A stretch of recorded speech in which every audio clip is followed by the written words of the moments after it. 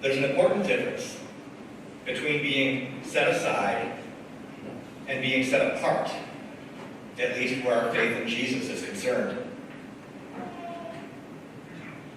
If we belong to this world, if we aspire to what this world offers, we run the risk of having this world turn against us. The world loves to set us aside so often, and it hurts. Have you ever not been invited to a party you wanted to go to, or ever been stood up on a date, or ever been picked last for the kickball team? So maybe we feel ignored or marginalized, cast out by just those people we want to include us.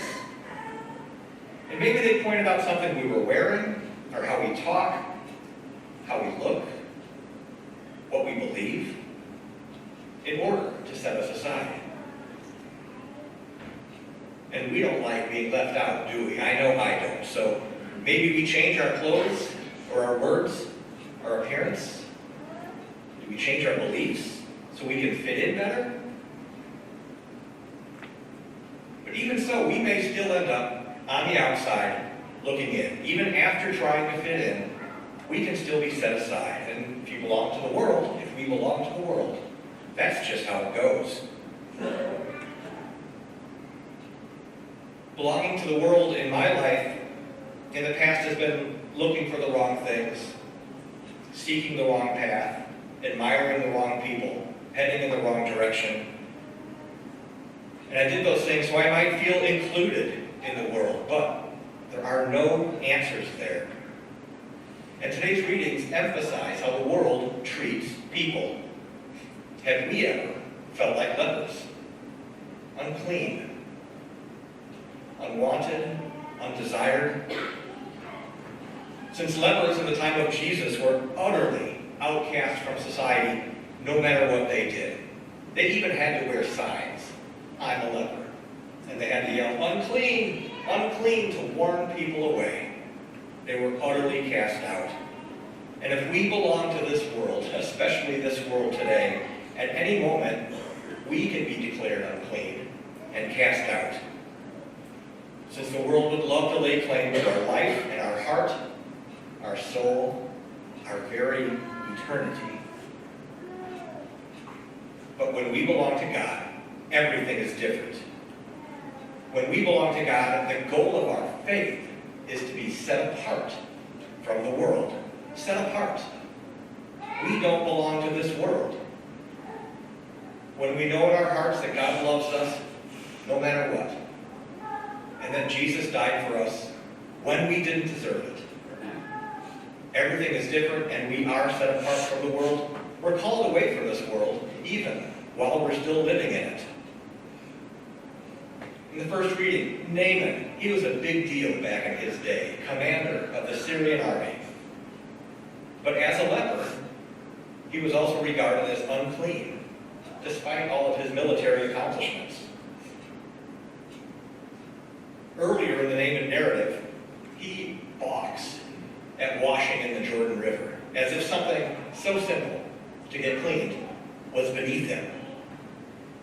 But God had a plan for Naaman, and Naaman's servant convinced him to wash, and he did, and Naaman was cured. Now, if you think about it, Naaman could have just gone back to his old life, although he would have been the military commander, now not being a leper, and have all kinds of new opportunities. But he didn't do that. Instead, he pledges his life and fidelity to the God that just healed him. He chose to be set apart from the world, making an offering only to the God of heaven. And in the gospel reading, there's 10 lepers who encounter Jesus. And these poor souls represent us, of course. Since so many of us are unclean in some way, unfit in some manner, unwanted in some fashion. And there's many of us who feel we don't dare approach Jesus, but instead we call out to him from a distance, just like the lepers did.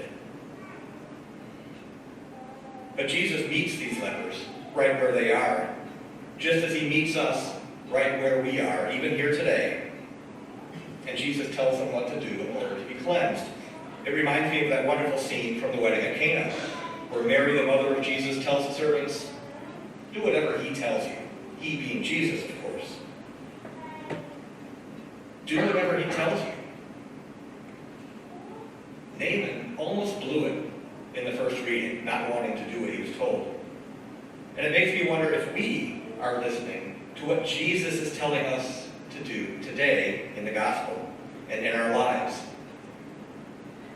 Since the 10 lepers did go off and they were cleansed, and they too were now open to all kinds of new worldly opportunities and experiences, just like Naaman was after his healing. But 9 of those former lepers did not give any thought to the God of heaven who had just healed them. So they belonged to the world. Those 9 were healed.